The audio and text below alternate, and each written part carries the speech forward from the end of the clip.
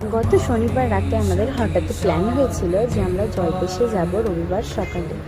তো যেমন ভাবা তেমন কাজ, সকাল থেকেই বেরোতে চাইছিলাম, কিন্তু আকাশটা একটু খারাপ ছিল আর ঘুম থেকে উঠতে দেরি হওয়ার কারণে বেশি সকাল সকাল বেরোতে পারিনি। ওই বেরোতে বেরোতে 9:30 নাগাদ বেজে গেছিলো। আর যেহেতু আমার বাড়ি আমাদের এখান থেকে জলপেশ খুবই কাছে, আর গত সপ্তাহে কিন্তু প্রধানমন্ত্রী মাননীয় শুভেন্দু অধিকারীও এখানে এসেছিল। তো ভাবলাম যে এই সপ্তাহে গেলে হয়তো ভিড়টা কম পাওয়া যাবে। আর সত্যি কিন্তু ভিড় অনেকটাই কম ছিল, আর রবিবার হওয়ার জন্য হয়তো আরোই কম ছিল। কথা বলতে বলতে দেখো আমরা জলপেশ মোড়েও পৌঁছে গেছিলাম। আর আমাদের ওখান থেকে কিন্তু এই জলপেশ এই মোটামুটি 30 কিমি বা তার কমও হতে পারে, আমার ঠিক জানা নেই।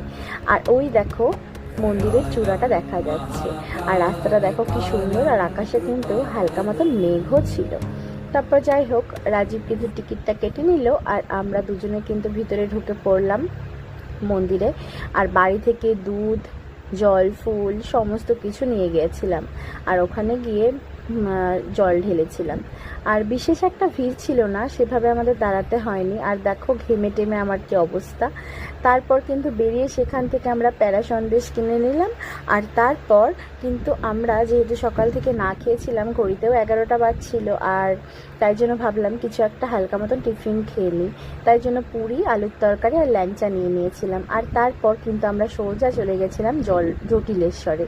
আর জটিলেশ্বর কিন্তু জলপেশ থেকে একদমই কাছে। আর যেহেতু আমরা একটা দাদার গাড়ি নিয়ে গেছিলাম, আর গাড়িটা নতুন ছিল আর পুজোও দেওয়া হয়নি, সেই কারণে আমরাই কিন্তু গাড়িটার পুজো দিয়েছিলাম। আর সেই কারণেই আরও জটিলেশ্বর যাওয়া। যাই হোক, জটিলেশ্বরেও কিন্তু আমরা জল ঢেলে নিয়েছিলাম, আর সেভাবে জল ঢালা হয়নি, মন্দিরের ভিতরে জল ছিল জন্য। তারপর জল ঢেলে আমরা বেরিয়ে পড়েছিলাম বাইরের উদ্দেশ্যে। আর রাস্তার ধারে যে কাঁটাতারের বেড়াটা দেখতে পাচ্ছ, হ্যাঁ ঠিক ওটাই বাংলাদেশ। দেখেছো আমরা বর্ডারের কতটা প্রান্তে থাকি। তো যাই হোক, তারপর কিন্তু আমরা বেরিয়ে পড়েছিলাম বাড়ির উদ্দেশ্যে। এই মিনি ভ্লগটা কেমন লাগলো অবশ্যই জানিও, ভালো লাগলে একটা লাইক করে দিও, আর দেখা হচ্ছে নতুন ভিডিওতে। Tata, by.